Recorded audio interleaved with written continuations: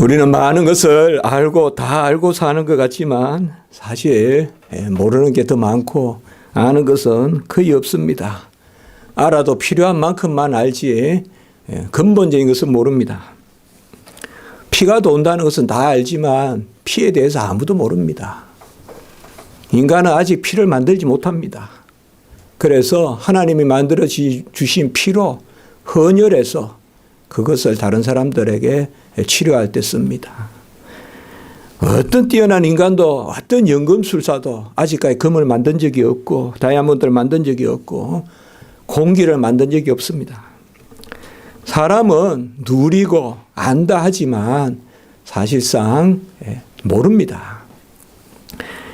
이렇듯 모르면서 사람은 다 아는 같이 행동하고 하나님만 모른다고 합니다. 하나님만 모른다고 해요. 하나님은 이해되지 않는다 그래요. 피가 돌아가는 건 이해가 되고 공기를 마시고 사는 건 이해가 되는데 하나님은 이해가 안 된다 그래요. 사실상 그것은 우리의 모순입니다. 어떻게 보면 이 세상에서 우리가 아무것도 모른다는 것을 알면 하나님을 알게 돼요. 왜요? 하나님이 비밀이시고 그 비밀스러운 하나님의 손이 모든 만물을 주장하시기 때문에 만물을 우리가 알 수 없는 거예요. 하나님이 안 계시다면 그저 인간이 만들고 그 인간의 질서에 따라 움직인다면 우리는 알 것입니다. 내가 만든 것을 내가 알고 그 돌아가는 것을 알 거예요. 그러나 모든 만물의 시작이 하나님이시기 때문에 사실 우리는 모든 만물을 모릅니다. 모든 만물을 알려면 하나님께 여쭤야 됩니다. 성경은 하나님의 말씀입니다. 그리고 하나님의 대한 말씀입니다. 하나님이 누구신가? 그리고 하나님이 무엇을 하셨는가? 그것을 성경은 기록하고 있고 한 가지 더 성경이 기록한 중요한 것은 그것이 우리에게 무슨 의미가 있는가? 무슨 유익이 있는가? 무슨 열매가 있는가? 이 의미, 가치, 열매 다 한 단어입니다. 그것이 바로 성경의 기록입니다. 그래서 성경은 하나님이 누구시고 하나님이 무엇을 행하셨고 이 두 가지의 기록인데 이것이 우리에게 역사할 때는 유익하게 역사합니다. 그래서 성경은 구원의 말씀입니다. 구원의 말씀으로 성경을 받는 자는 곧 하나님을 알고 하나님을 믿고 하나님을 인정하게 되는 것입니다. 그래서 성경을 읽고 하나님이 누군가 배웠다. 성경을 읽고 하나님이 뭘 하셨는가 배웠다. 그런데 나는 구원받지 못했다. 그런 지식은 없는 것입니다. 그런 지식은 그저 종교 지식이지 신앙의 지식이 아니고 성경은 그저 종교 연구를 위하여 진리가 기록된 게 아닙니다. 바로 구원의 진리로 기록된 것입니다. 하나님은 삼위일체 하나님이십니다. 삼위일체 하나님은 비밀이십니다. 그러므로 하나님에 대한 기록인 성경은 전부 다 비밀입니다. 창세기부터 요한계시록까지 한 구절도 비밀이 아닌 것이 없습니다. 그러면 비밀이니까 우리가 그것을 모르느냐? 아닙니다. 비밀은 믿음으로 아는 것입니다. 비밀은 믿음으로 아는 것이에요. 우리가 호흡하는 공기보다 우리의 피가 돌아가는 것보다 우리가 조금만 피가 돌아가지 않으면 지가 나고 그렇죠. 피가 조금만 어떻게 되면 큰일 나죠. 그러나 사실상 그거보다 더 명확한 지식이 하나님에 관한 지식입니다. 성경은 하나님은 유일하신 하나님이다. 우리가 지난주에 보았지만 신명기 6장 4절에 그렇게 말씀하고 있습니다. 하나님은 유일하시다. 유일한 하나님은 많은 신들 가운데 하나가 아니라 다른 신은 없다. 그거 지난주에 말씀을 드렸습니다. 신명기 4장 39절에 보면 위로 하늘에나 아래로 땅에 오직 여호와는 하나님이시여 다른 신이 없는 줄을 알아 명심하라 라고 이야기했습니다. 이것을 옛날 성경에는 상천하지에 이렇게 옛날에 번역했어요. 위로 하늘이나 아래로 땅에 상천하지에 하나님의 신이 없다라고 이렇게 말한 것입니다.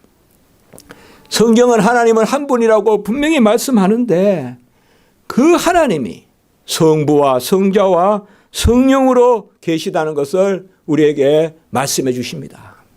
그래서 성부도 하나님이시고 성자도 하나님이시고 요한복음 1장 1절 태초의 말씀 성자가 계시는데 이 말씀이 하나님 성부와 함께 계시는데 이 말씀은 하나님이시라. 요한복음 1장 1절에서 정확하게 성부 성자는 하나님이심을 말하고 있습니다. 우리의 구원도 어떤 사람은 그렇게 이야기해요. 삼위일체 교리 같은 게 뭐가 필요했냐? 믿으면 되지. 그래요? 그러면 성부 성자가 하나님이신 걸 모르고 믿을 수 있습니까? 로마서 8장 32절 아들을 아끼지 아니하시고 내어주신 하나님이 아버지가 아들과 함께 모든 것을 더하여 주시지 않겠느냐. 그게 벌써 뭐예요? 우리의 구원이죠. 아들을 주셨어요. 아버지가. 바로 성부와 성자잖아요. 삼위일체를 아멘하지 않은데 어떻게 구원의 아멘이 있을 수가 있어요. 그리고 우리가 뭐예요? 성령을 받아서 구원받았잖아요. 그래서 아버지가 아들을 내어주시기까지 우리를 사랑하시고 그 아들 자신을 주셨을 뿐만 아니라 그 아들과 함께 모든 것을 주셨다. 구원의 진리는 벌써 성부 성자에 대한 아멘이 있어야 돼요. 그리고 뭐예요? 우리가 성부 성자의 그 구원을 어떻게 받아요? 바로 구원의 영이 임해야 되잖아요. 보혜사 성령이 우리에게 임해야 되잖아요. 그리스도의 영, 구원의 영, 중생의 영, 거듭남의 영을 받아야 우리가 구원에 이르잖아요. 그러면 삼위일체에 대한 아멘이 없고 삼위일체를 고백하지 않는 사람은 구원이 없어요. 어느 이단이 사도신경을 고백합니까? 우리는 삼위일체 정확한 사도신경 고백하지 않습니까? 그래서 삼위일체 하나님이 계신 것, 그 삼위일체를 인정하는, 그러니까 하나님은 한 분이신데 성부, 성자, 성령으로 한 분이시다. 이게 바로 삼위일체고 이 삼위일체가 비밀이고 이 비밀이 우리 안에 역사하는 것, 이것이 구원의 진리입니다. 거듭나면 성부, 성자, 성령을 믿게 돼요. 아들의 공로로 구원받았음을 십자가의 의로 구원받았음을 우리가 아멘하게 되고 그 아들의 아버지를 부르며 우리가 기도하는 거예요. 그래서 예수 그리스도 아들의 이름으로 기도드리는 것이죠. 그래서 구원의 영이 임하면 삼위일체 계시의 영이 임하는 거예요. 배워서 아는 게 아닙니다. 무슨 공부해서 아는 게 아닙니다. 성령의 진리로 우리에게 깨닫게 하십니다. 알게 하십니다. 우리 안에 그리스도가 계심을 알게 하시고 아버지가 그리스도의 아버지임을 알게 하시고 그래서 아들을 믿는 자가 아버지를 믿고 아들을 영접하는 자가 아버지를 영접하게 하는 것입니다. 삼위일체란 말은 몰라도 돼요. 그러나 삼위일체 진리가 없이는 구원에 이를 수가 없어요. 우리는 그저 그것에 이름을 붙였을 뿐이에요. 그것을 우리가 교리라고 하는 거예요. 그래서 삼위일체 교리를 우리가 믿는 것이죠. 하나님은 스스로 계십니다. 모세가 이름을 물었을 때 나는 스스로 있는 자니라 라고 이렇게 말씀했어요. 스스로 계시는 하나님. 하나님은 표현할 수가 없습니다. 제가 어제 한 줄을 쓰는데 2시간도 더 걸렸어요. 하나님은 표현할 수가 없어요. 다른 건 다 표현을 해요. 그러나 하나님은 썼다가 지우고 썼다가 지우고 정말 그래요. 하나님에 대해서 쓸 수 있는 건 하나밖에 없어요. 하나님은 하나님이시다. 하나님은 하나님이시다. 하나님이 어디에 계시다. 이렇게도 할 수가 없어요. 하나님이 여기 계시다 저기 계시다 할 수가 없는 거예요. 하나님은 어디에 구애받지 않아야 하시거든요. 하나님이 어제 계셨다 오늘 계셨다 할 수가 없는 거예요. 왜? 하나님은 시간에 구애받지 아니하시거든요. 사실상 우리는 믿음으로 하나님의 비밀 가운데서 고백하면서 하나님을 우리가 고백하는 그게 끝이지. 우리 이성으로 하나님을 알고 하나님에 대해서 이렇게 저렇게 서술할 수가 없어요. 그래서 이름을 부를 수가 없는 거예요. 하나님에 대해서. 이름을 부를 수가 없어요. 모세가 얼마나 똑똑한 사람입니까? 그 이방인이 바로의 후계자가 될 정도로 준비됐으니까 얼마나 똑똑한 사람이에요. 이 똑똑했단 말이에요. 그리고 그 어머니를 통하여서 여호와 하나님에 대한 믿음이 있었단 말이에요. 그래서 나는 이거 바로 애굽에 살지만은 나의 백성은 저 종살이하는 저 사람들이 나의 백성이라는 걸 알고 있었단 말이에요. 이 모세가 뭐예요? 여호와 하나님께 궁금했던 거 묻지 않겠어요? 평소에 궁금했던 거예요. 어떻게 불러야 되느냐? 어떻게 하나님을 불러야 되느냐? 달리 말하면 뭐라 해야 되냐 하나님을. 그래서 모세가 묻는 겁니다. 내가 언제든 너와 함께 있겠다. 땅끝까지 너와 함께 있겠다. 내가 항상 함께 있겠다. 출애굽기 3장 12절에 말씀 약속을 하니까 그러면 하나님 이름 뭡니까? 하나님이 그때 나는 선하다. 나는 거룩하다. 나는 어떻다. 나는 어디 있다. 모든 곳에 있다. 그런 말씀 안 하고 딱 한 말씀 나는 스스로 있는 자니다. 이렇게 이야기했습니다. 스스로 있는 하나님은 이 세상에 하나님밖에 안 계십니다. 그러니까 하나님이 하나님이시다. 이 하나님이심을 우리는 하나님의 격이라고 합니다. 그래서 신격이다. 이렇게 웨스트민스터 신앙고백서에 나옵니다. 바로 신격이란 말은 하나님의 하나님이심. 모든 것은 격이 있잖아요. 격이. 하나님의 격은 달리 표현할 수가 없어요. 하나님의 격은 그냥 하나님이심이에요. 하나님이심, 그 신격은 하나님이심을 가진 그 신격을 가진 존재는 이 세상에 하나님밖에 없다.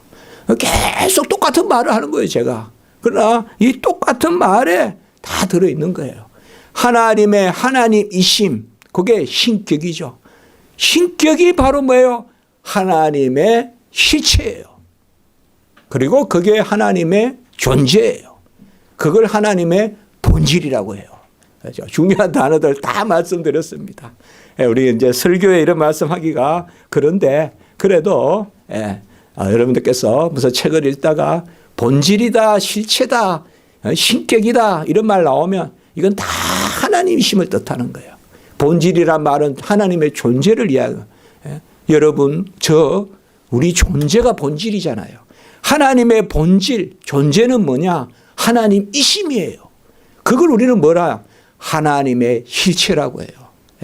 조금 답이 됩니까? 혹시 누가 하나님의 실체가 뭐냐 이러면 하나님의 실체는 하나님이심이야. 이렇게밖에 말할 수가 없어요. 하나님이심은 뭐냐 이렇게 이야기하면 지난주에 우리가 설교해봤죠. 자존하시다, 무한하시다, 영원하시다, 끝이 없으시다.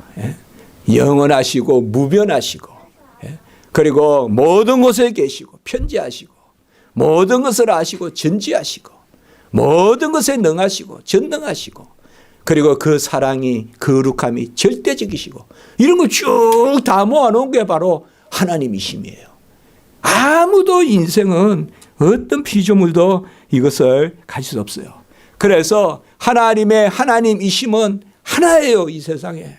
그 하나님이심. 그래서 신격. 하나님의 본질은 하나인데 그 하나님이 성부와 성자와 성령으로 계십니다. 한 분 하나님이 성부와 성자와 성령으로 계십니다. 달리 말하면 성부와 성자와 성령은 동일하신 하나님이십니다. 요한복음 1장 1절 아까 인용을 했지만 1장 1절과 1장 18절에 보면 뭐예요? 아들은 영원히 아버지의 품속에 독생하시고 이게 요한복음 1장 18절이죠. 그리고 요한복음 1장 1절은 뭡니까? 태초로 말씀이 계시고 그 말씀이 아버지와 함께 계시다. 이 아버지가 바로 하나님과 함께 계시다. 그 하나님이 아버지거든 여기서는. 그러니까 바로 아버지 성부와 성자가 함께 계시고 그런데 이 성부가 하나님이시듯이 성자도 하나님이시다. 바로 뭐요? 이 말씀은 하나님이시라. 그래서 성부, 성자, 성령께서 계시고 성부도 하나님이시고 성자도 하나님이시고 성령도 하나님이시면 하나님이 세 분이 계시느냐? 그게 아니라는 것이에요. 성부도 하나님이시고 성자도 하나님이시고 성령도 하나님이시면 성부, 성자, 성령 삼신이 계시느냐? 그게 아니라는 거예요. 성부, 성자, 성령은 한 분 하나님이시라는 거예요. 한 분 하나님이 계신데 성부, 성자, 성령으로 계신다 이 말이에요. 그러면 성부, 성자, 성령은 하나님의 일부냐? 그게 아닙니다. 성부도 완전한 하나님이시고 성령도 완전한 하나님이시고 성자도 완전한 하나님이십니다. 성부, 성자, 성령은 전혀 동일하신 하나님이십니다. 완전히 동일하신 하나님이세요. 여기에 바로 삼위일체의 비밀이 있어요. 하나님은 성부, 성자, 성령으로 계시는데 성부, 성자, 성령이 하나님을 3등분해서 나누어 가지는 것이 아니라 성부도 완전하신 하나님이시고 성령도 성자도 완전하신 하나님이시고 그래서 성부, 성자, 성령은 동일하신 하나님이시고 요한복음 10장 30절에 뭐예요? 바로 아버지와 아들은 하나이니다. 아버지와 아들은 하나이니다. 그렇게 예수님이 친히 말씀하셨죠. 요한복음 5장 17절에 뭐예요? 아버지께서 이제까지 일하시니 나도 일한다. 성부, 성자, 성령은 항상 함께 계세요. 성경에서 성령에 대한 말씀만 할 때도 성부, 성자가 함께 계시고 성자에 대한 말씀만 할 때도 성부와 성령이 함께 계시고 삼위일체 하나님은 항상 함께 계세요. 그래서 우리가 성경을 읽을 때 항상 삼위일체 하나님이 하나님으로 읽어야 돼요. 구약은 성부로만 읽고 이제 예수님 오시니까 성자고 이제 오순절 성령 사건 이후로 성령이고 이렇게 읽으면 안 되신다 이 말이에요. 모든 것에 하나님은 항상 삼위일체 하나님이세요. 성경을 그렇게 읽어야 돼요. 삼위일체 하나님. 태초에 하나님이 천지를 창조하셨다. 그 하나님이 삼위일체 하나님이란 말이에요. 태초에 성부, 성자, 성령 하나님께서 천지를 창조하셨다. 성부의 뜻과 성령의 성자의 말씀과 성령의 능력으로 창조하셨다. 이것이 바로 삼위일체 하나님이세요. 아버지와 아들은 전혀 동일하신 분입니다. 아버지께서 아들에게 모든 것을 다 주셨고 마태복음 11장 27절 그리고 아버지의 것은 다 내 것이라 또 우리 주님께서 그렇게 말씀하셨습니다. 사마리아 여인을 만났을 때 예수님이 말씀하셨죠. 바로 하나님은 영이시다. 하나님은 영이신데 성부도 하나님이시고 성자도 하나님이시죠. 그렇게 뭐요? 성부와 성자는 영이시요. 영으로서 동일하세요. 그런데 그 영은 뭐예요? 성령이에요. 그 삼위일체예요. 아버지와 아들은 하나이신데 하나님은 그러니까 요한복음 다시 1장 1절에 우리가 말씀 태초에 말씀이 계신데 이 말씀이 하나님과 함께 계시고 이 말씀이 하나님이신데 그러니까 성부도 하나님이시고 성자도 하나님이신데 하나님은 영이세요. 그 영은 뭐예요? 성령이란 말이에요. 이 삼위일체죠. 제가 말씀으로 성령은 삼위일체를 가장 정확하게 지금 표현하는 거예요. 가장 정확하게. 그래서 성부, 성자, 성령은 항상 함께 계시고 한 분이시고 만들어지지 않은 영이시다 이 말이에요. 영이라는 말은 영혼이라는 말이 아니라 물이 아니다 이 말이에요. 인물이나 동물이나 식물이나 미생물이나 요새 미생물 때문에 애를 먹는데 미생물이나 이런 것이 아니라 뭐다? 하나님은 스스로 계시다. 그래서 성부, 성자, 성령 삼위일체 하나님은 성경 전체에 들어가 있어요. 저 모하메드 교나 몰몬 교나 이런 데서 항상 여호와의 증인이나 이런 데서 항상 우리 기독교를 정통 기독교를 공격할 때 뭐라고 삼위일체가 어디 있는가 물어요. 그럼 우리 뭐라 그래야 돼요? 삼위일체는 성경 전부가 삼위일체다. 성경 전부가 삼위일체에 대한 증거구질이다. 에베소서 4장 5절에 보면 성령도 한 분이시요. 에베소서 4장 6절에 보면 주도 한 분이시요. 에베소서 4장에 바로 이어서 나오는 말씀 하나님도 한 분이시요. 여기 에베소서 4장 5절 6절 우리 한번 에베소서 한번 펼쳐봅시다. 에베소서 4장 오늘 말씀 에베소서 말씀인데요. 에베소서 4장 4절에 보시면 같이 봅시다. 성령도 한 분이시니 그리고 에베소서 4장 5절 같이 합니다. 주도 한 분이시요. 그 다음에 에베소서 4장 6절 시작. 하나님도 한 분이시니 만유의 아버지시라. 그러니까 사실상 4장 4절 5절 6절에서 뭐예요? 성령도 한 분이시고 주도 한 분이시고 하나님도 한 분이신데, 자, 잘 아셔야 됩니다. 그러면 세 분입니까? 그러니까 여기서 사실상 우리 성경으로는 분이라고 했지만 이 분은 하나님은 한 분이시니 할 때 분이라고, 그 분은 아니에요. 그렇게 쓰면 세 분 되잖아요, 여기에. 그 우리나라 말은 이게 없어요, 표현할 말이. 예? 한번 보세요. 성부도 한 분이고 성자도 한 분이고 성령도 한 분이면 세 분이잖아요. 우리는 바로 그냥 존재라는 말만 있고 분이라는 말만 있지, 우리는 하나님도 한 분이라 그러고 성부도 한 분이라 그래요. 그러나 엄격히 나누어서 쓰면 하나님은 한 분이시고 성부, 성자, 성령을 부를 때는 뭐라고 하느냐? 그때 쓰는 말이 바로 인격이에요. 우리가 위격이고. 같이 해볼까요? 인격, 위격. 그래서 세 위격이라고 하는 거예요. 한 분의 세 위격. 한번 같이 할까요? 한 분의 세 위격. 그게 삼위란 말이에요. 삼위, 일체란 말이에요. 그래서 여기 엄격하게 말한다면 성령도 한 위격이시요, 주도 한 위격이시요, 하나님도 성부도 한 위격이시요. 이렇게 하면 더 엄격해요. 엄격해요. 그러나 우리가 굳이 그렇게까지 할 필요는 없어요. 그래서 위라는 말이 나오는 거예요. 오늘은 삼위일체에 대한 말씀이니까 제가 뭐 우리 교회 설교를 해도 이렇게 전문적인 설교는 아닌데, 요새 이제 우리가 사도신경에 웨스트민스터 신앙 고백서에 딱 나옵니다. 신격의 하나인 가운데 성부 하나님, 성자 하나님, 성령 하나님 세 인격이 있다. 이렇게 딱 고백하고 있는 거예요. 이건 제가 지금 설교하고 있는 것입니다. 신격은 하나님이심이라 그랬어요. 그 신격이 하나인 가운데 성부 하나님, 성자 하나님, 성령 하나님의 세 인격이 있다. 이 인격이란 말은 사람의 격이란 말이 아니라 바로 그러한 존재를 이야기하는 거예요.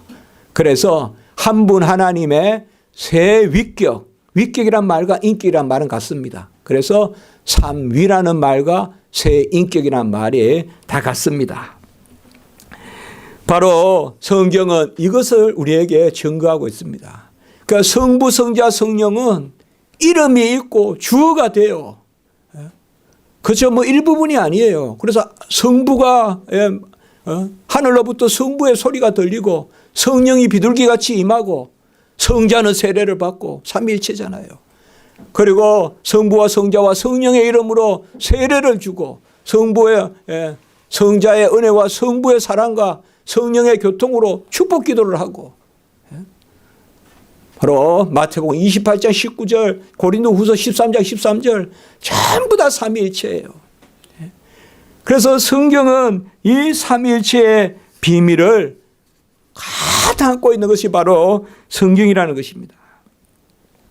이 성자는 영원히 성부에게서 나시고, 이 말은 영원히 아버지의 품속에서 독생하시고, 요한복음 1장 18절.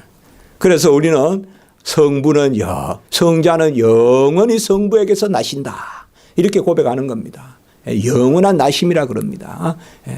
그래서 성육신 아니에요. 성육신은 사람이 되신 것이고, 그 영원히 계신 성자가 사람이 되신 것을 성육신이라 그러고, 독생하신 하나님은 바로 영원히 성자가 성부로부터 나시고, 가장 중요한 것이 바로 요한복음 1장 18절. 아버지의 품속에 독생하신 하나님이 나타나셨느니라. 아버지의 품속에 독생하신 하나님. 이게 영원히 유일하게 나신 하나님이 성자예요. 그리고 성령은 성부와 성자로부터 나오신다. 성령은 성부와 성자로부터 나오신다.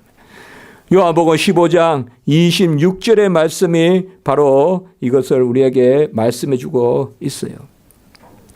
바로 내가 아버지께로부터 너희에게 보낼 보혜사 아버지께로부터 나오시는 진리의 성령이 오실 때에 이렇게 말하고 있어요. 바로 성자가 아버지로부터 보내신다. 이 요한복음 15장 26절. 이런 것을 우리가 바로 성부와 성자로부터 성령이 나오신다. 그래서 성령은 아버지의 영이자 아들의 영이신 거예요. 우리가 교회에서 계속 나누지 않습니까? 그 아들이 바로 뭐예요? 그리스도잖아요. 그리스도의 영이시다. 로마서 8장 9절. 예수 그리스도의 영이시다. 빌립보 1장 19절. 바로 하나님의 아들, 그 아들의 영이시다. 갈라디아 4장 6절. 바로 우리가 주라고 부르시는 그 주의 영이시다. 고린도후서 3장 19절. 3장 17절. 여기에 바로 나오는 것이죠. 그래서 성령은 아버지의 영이고 아들의 영이고, 아버지와 아들은 하나고 아버지와 아들은 영이시니, 사마리아 여인에게 이야기한 거예요.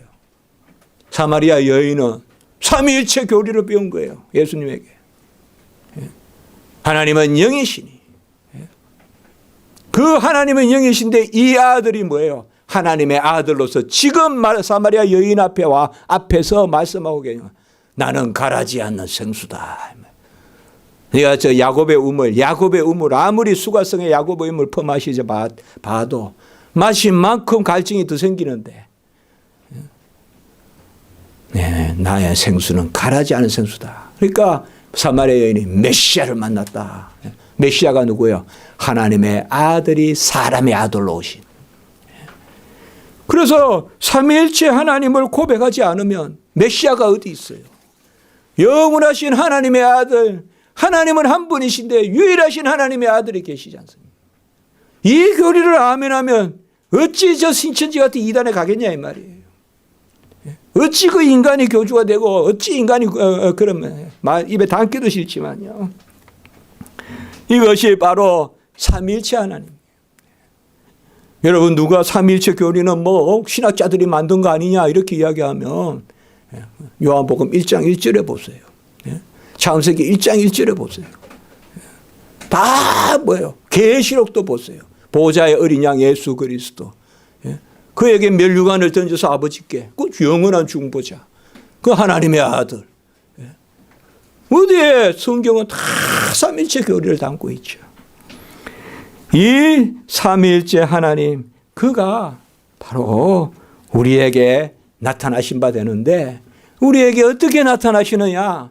우리 성경은 삼위일체 하나님이 바로 생명의 하나님이라는 걸 가르쳐 주는 거예요. 태초에 말씀이 계시고 말씀이 하나님과 함께 계시고 그 말씀은 하나님이신데 그 말씀 안에 생명이 있으니 그 생명이 사람들의 빛이다. 요한복음 1장 4절. 그래서 우리에게 그 말씀이 임했는데 그 말씀은 바로 뭐예요? 생명의 말씀이다. 요한 1절, 요한 1서 1장 1절. 그래서 생명의 역사가, 영생의 역사가 우리 안에 일어나면 바로 성부와 성자 하나님을 고백하게 되는 거예요. 성령을 받으면 성부와 성자를 고백하게 되는 거예요, 동시에. 그러니까 삼위일체 하나님을 고백하는 겁니다. 요한 1서 1장 2절의 말씀에 보면 이 생명이 나타내신 바 된지라 이 영원한 생명을 우리가 보았고 증언하여 너희에게 전하노니. 자, 이 생명을 보았다는 거예요. 피를 보았다. 피가 모르잖아요, 우리가. 그래서 사도 요한은 생명을 보았다는 거예요, 지금. 이 구원의 비밀의 역사란 말이에요. 생명이 보입니까? 이 생명을 우리가 보았고, 세상 사람들은 뭐 피를 안다, 무슨 공기를 안다, 뭐 연구한다 하지만 우리는 뭐예요? 생명을 안다 이 말이에요. 생명을 안다. 생명을 아는 사람들이에요. 우리는. 다른 건 다 죽은 거예요. 알아봤자. 우리는 생명을 안다 이 말. 이 영원한 생명을 우리가 보았고 정언하여 너희에게 이르노니. 같이 한번 할까요? 아버지와 함께 계시다가 우리에게 나타내신 바 되니시니라. 요한 1서 1장 2절이에요. 얼마나 정확하게 말씀하고 있어요. 아버지와 함께 계시다가 우리에게 나타나신 이 예수님이 생명이시다 이 말이에요. 이 예수님이 생명이신데 이 생명을 우리가 보았노라 라고 이야기하는 거예요. 믿으면 삼위일체 하나님을 보았다라고 하는 거예요. 욥이 내가 이때껏 귀로만 들었사오나 이제 하나님을 눈으로 보았으니 하는 그 비밀의 역사가 일어나는 거예요. 듣기만 하는 이성적인 신앙에서 하나님을 보는 바로 신앙의 삶, 이성적 그러한 삶에서 신앙의 삶으로 바뀌는 것이죠. 이러한 하나님이 모든 것을 창세전에 작정하셨다. 그러니까 하나님은 비밀이시고 하나님이 행하시는 모든 일이 다 비밀이신데 비밀은 믿으면 세상의 지식보다 훨씬 더 정확합니다. 훨씬 더 정확해요. 순교자들은 진리를 붙들고 죽는 거예요. 진리가 없으면 순교하지 않아요. 세상에 과학적 진리로 죽는 사람은 없어요. 그러나 그리스도를 아는 지식, 하나님을 아는 지식은 순교까지 나아가요. 왜?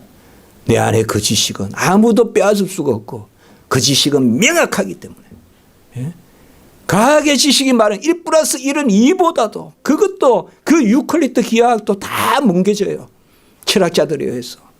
뭐 상대성 이론, 양자역학이니 다 뭉개져. 그러나 성경의 지식은 1.1핵도 안 없어져요. 1.1핵도 안 없어져요. 성경의 지식은요, 아무리 바람이 치고, 아무리 무슨 일이 일어나도, 아무리 10가지 재앙이 일어나도, 역병이 일어나도, 바로 하나님의 백성은 다 바로 좌우나 우로나 치우치지 아니하고 하나님 데려가시는 거예요. 그때 우리 안에 역사하는 게 바로 뭐예요? 비밀의 계시의 역사가 일어나는 거예요. 비밀의 계시의 역사가. 우리 하나님 부르짖어 삼위일체 하나님이 아멘이 돼야 돼요. 하나님이라면 저기 앞에 하나 이렇게 되면 안 돼요. 삼위일 하나님이라면 비밀의 역사여야 돼요. 비밀의. 성부, 성자, 성령 삼위일체 비밀. 하나님 부르짖어 만물이에요. 예? 제가 신비주의를 이야기하는 게 아니에요. 진리를 이야기하는 거예요. 그게 바로 삼위일체 하나님을 우리가 믿는 것입니다. 이 비밀은 그리스도시니. 예? 골로새서에 하나님의 비밀이신 그리스도. 그 그리스도 안에 지혜와 계시의 보화가 있다. 우리가 이 비밀을 맡은 자로다. 사도 바울은 그렇게 이야기했어요. 우리가 이 비밀을 맡은 자로다. 하나님은 모든 것을 창세전에 작정하셨어요. 모든 것이 하나님의 뜻 가운데 있습니다. 모든 만물을 하나님이 절대적이고 주권적으로 하나님의 뜻 가운데 지으셨어요. 그러므로 인간의 어떤 인과관계로 인간이 이렇다 저렇다라는 것으로 말할 수가 없습니다. 사람은 지음받은 거기 때문에 사람이 하나님께 왜 이렇게 지었습니까? 라고 말할 수 없다는 것입니다. 로마서 11장 36절에 보면 만물이 주에게서 나오고 주로 말미암고 주에게로 돌아간다. 주에게서 나온다는 말은 주님이 지었다는 거예요. 주로 말미암는다는 말은 만물을 지은 생각과 뜻이 주에게 있다 이 말이에요. 주로 말미암는다라는 말은 주의 계시란 말은 주님이 지었다는 거고 주로 말미암는다는 것은 주님의 질서 가운데 뜻 가운데 주님의 인과관계로 지었다는 거예요. 우리가 보기에 뭐 저기는 왜 풀이 없습니까? 왜 사막에는 풀이 없습니까? 왜 우리나라는 석유가 안 납니까? 이렇게 물을 수 없다 이 말이에요. 하나님이 바로 그로 말미암고 여기 참 이게 참 귀한 거예요. 그로 말미암고 그리고 그에게로 돌아간다. 모든 만물의 영광의 기착지는 바로 하나님이시다. 요한복음 로마서 11장 30절 만물이 그에게서 그로 말미암고. 저는 옛날에 그에게서 그에게 돌아간다 막 다 새겨졌는데요. 다 중요하지만 이 전치사 세 개가 헬라어로 전치사 n이라는 거, 디아라는 거, 그 다음에 에이스라는 전치사 세 개가 사용되거든요. 그에게서, 그 다음에 그로 말미암고 그에게로. 근데 다 중요한 전치사지만 시간이 흐를수록 더 새겨지는 것이 그로 말미암아. 그로 말미암아. 엄마가 나왔어. 아빠가 나왔어. 그런데 밥을 준다 이 말이에요. 이 그로 말미암아요. 뭔가 설명하기 어렵죠, 이거. 내가 너를 사랑하니까 밥 준다. 밥을 해준다. 이게 그로 말미암아요. 이유를 할 수가 없어. 뜻을 할 수가 없어. 그러나 밥을 줘, 삼시세끼 자식들에게. 그게 그로 말미암아요. 제가 이거 참, 이 전체가 너무 귀하더라. 이 골로새서에서 나와요. 1장 16절에. 그로 말미암는다. 모든 생각이 하나님께 있다 이 말이에요. 우리가 우리를 생각하는 시는 하는 것 이상으로 하나님이 우리를 생각한다 이 말이에요. 여러분 자신의 생각 많이 하죠. 내가 이렇게 생각하면 빚이지 않을까? 내가 이렇게 많이 알고 있는데 좀 더 써먹어야 되지 않을까? 여러 가지 고민도 하죠. 몰라서도 고민하고 알아서도 고민하고 없어서도 고민하고 있어서도 고민하고. 안 그래요? 있으면 이거 내가 덜 쓰는 것 같아서 아쉽고 없으면 없는 것 같아서 아쉽고 우리 인생은 그렇잖아요. 그러나 기본적으로 우리는 다 하나님께 맡겨야 돼요. 하나님이 최고의 해를 가지고 있어요. 최고의 근을 가지고 있어요. 하나님이 답이세요. 하나님이 답이시라고요. 하나님이 그게 바로 말미암아요. 말미암아. 내 걸음 하나도 하나님으로 말미암은 것이요. 내 걸음 하나도 하나님으로 말미암은 것이요. 내 호흡 하나도 하나님으로 말미암은 것이요. 그래 하나님이 이 땅에 두시고 또 데려가시고 하나님은 만물로 천지를 지으시고 성령의 역사로 만물을 붙드십니다. 시편 33편 6절에 보면 여호와의 말씀으로 하늘이 지음이 됐고 만상이 그의 입기운으로 이루어지느니라.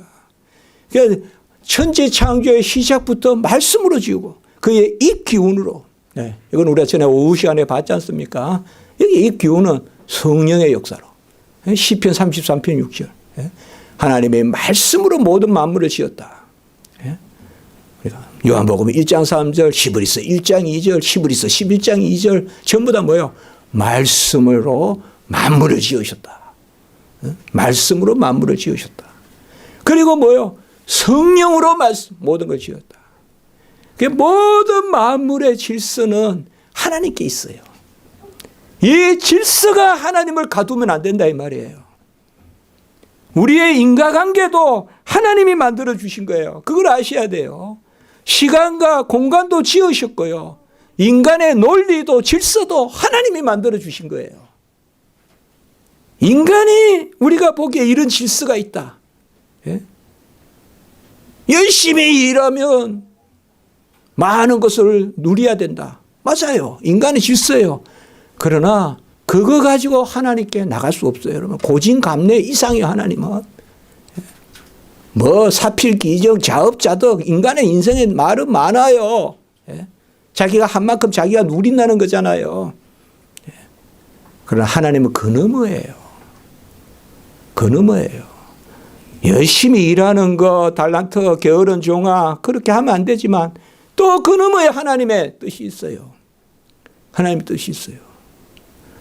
만물을 바라볼 때 만물은 바로 일반적인 거예요. 여러분들 안 믿는 사람들도 같이 누리는 거예요. 직장생활도 똑같이 하는 거예요. 믿는 사람만 직장생활 안 하는 거 아니에요. 그러나 우리는 뭐예요? 그 너머의 것을 보는 거예요. 하나님의 섭리가 미치지 않는 것이 하나도 없습니다. 모든 것은 하나님께서. 잠언 16장 33절에 보면 제비는 사람이 뽑으나 모든 일을 작정하기는 여호와께 있느니라.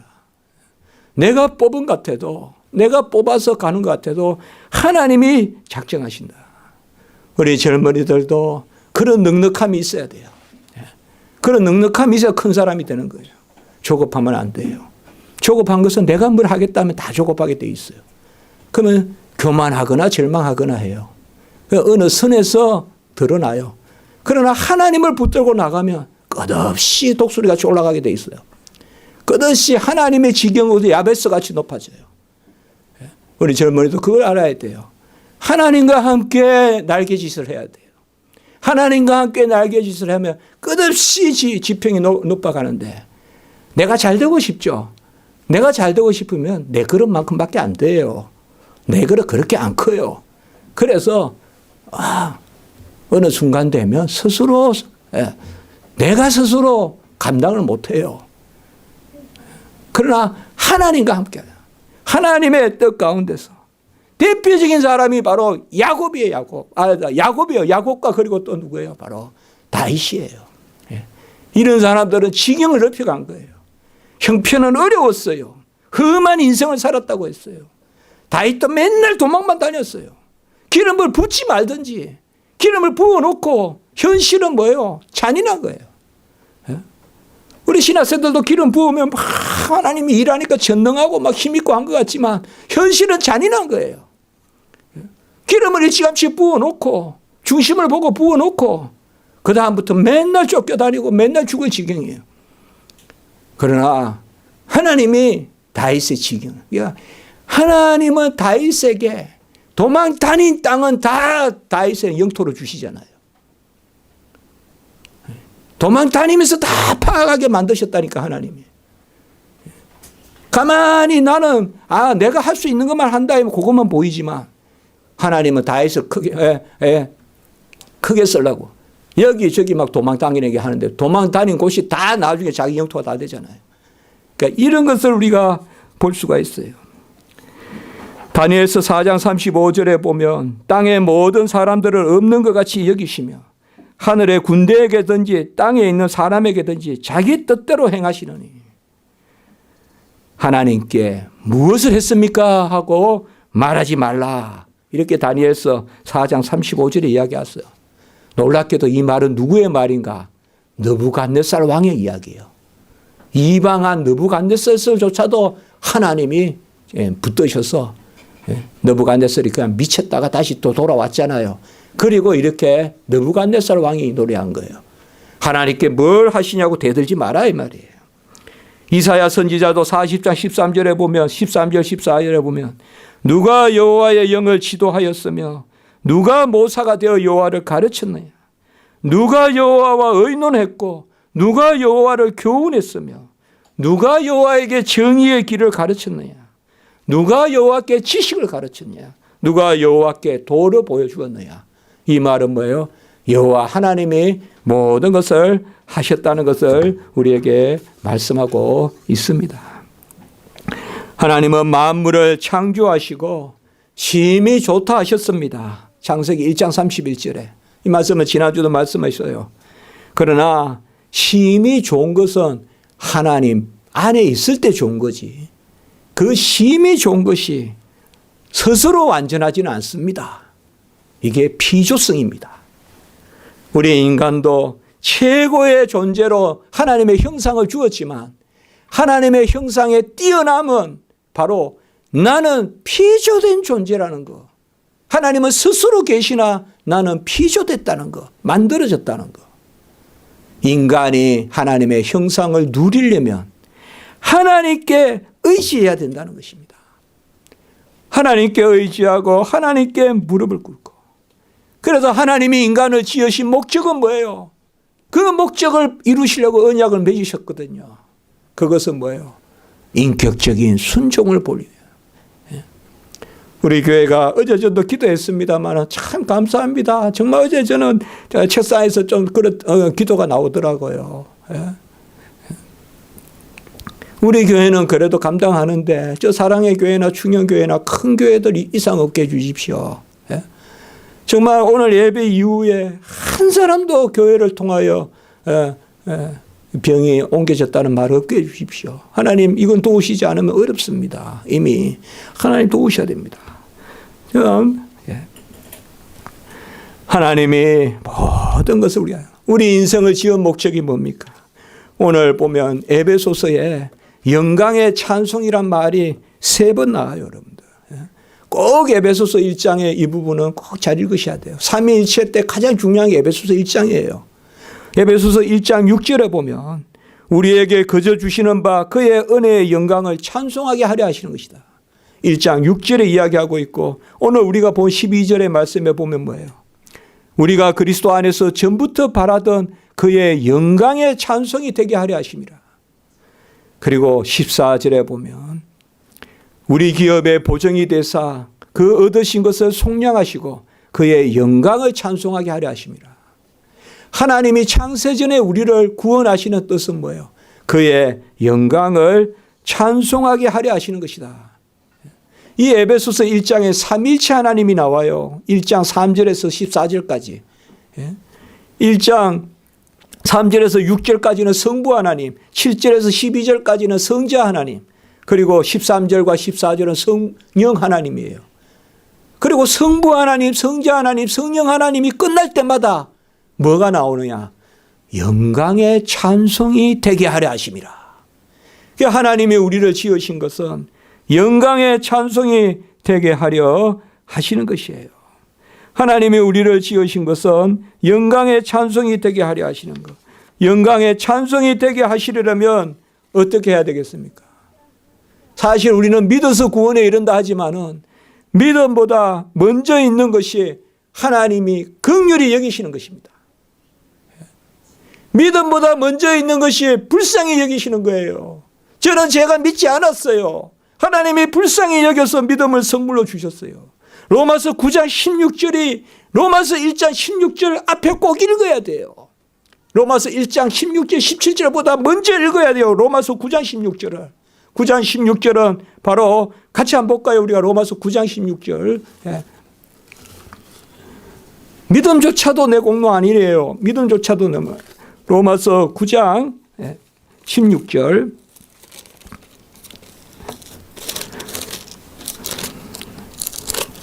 같이 읽습니다. 시작.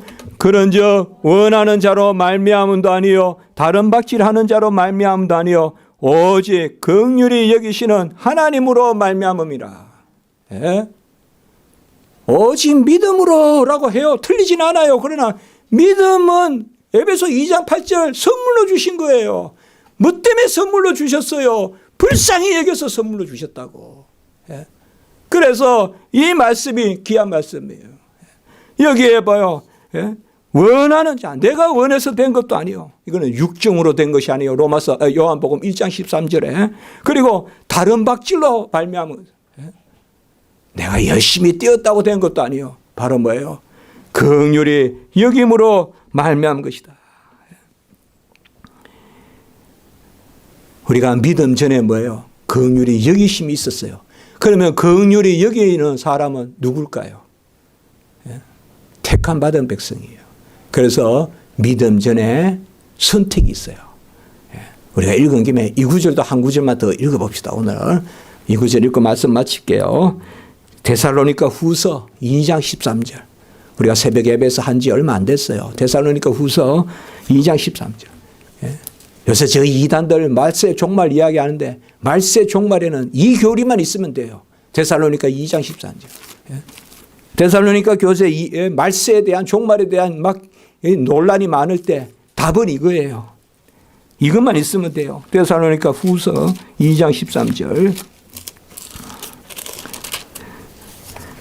같이 볼까요? 시작. 주께서 사랑하시는 형제들아 우리가 항상 너희에 관하여 마땅히 하나님께 감사할 것은 하나님이 처음부터 너희를 택하사 성령의 거룩하게 하심과 진리를 믿음으로 구원을 받게 하심이니. 뭐가 먼저 나옵니까? 택하사가 먼저 나오잖아요. 택하사 믿음으로 구원받게 하셨다. 요거를 지금 이야기해. 이 말씀이 지금 이 데살로니가 후서 2장이 어디에 대한 말씀이? 종말에 관한 말씀이에요. 야, 종말에 어떻게 해야 되나? 마지막 때 어떻게 해야 되나? 마지막 때 뭘 어떻게 해? 전적 오직 은혜로 구원받았다는 거 더 잘 믿으면 되지. 바로 이거예요, 데살로니가. 그래서 제가 저번에 우리 작은 책자도 만들었잖아요. 데살로니가서에. 오늘 말씀이에요. 같이 합시다. 믿음보다 긍휼히 여기심이 앞서고 긍휼히 여기심은 무조건적 선택에 따른 것이다. 오늘 여기 말해보세요.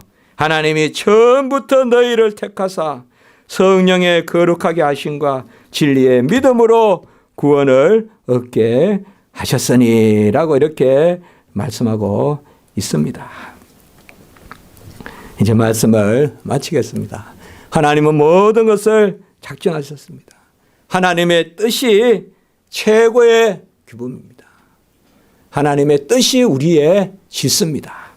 하나님의 뜻에 맡기고 하나님의 뜻을 구하고 하나님의 뜻을 시시각각 묻고 다윗과 같이 여호와께 여쭈어 가로되 여호와께 여쭈어 가로되 그일라 지방에 블레셋이 찾아와서 나를 잡아갈 것입니까? 여호와께 여쭈어 가로되 여호와가 뭐예요? 그럴 것이다. 도망가라. 또 도망가고 여호와께 여쭈어 가로되 한번 기도드리겠습니다.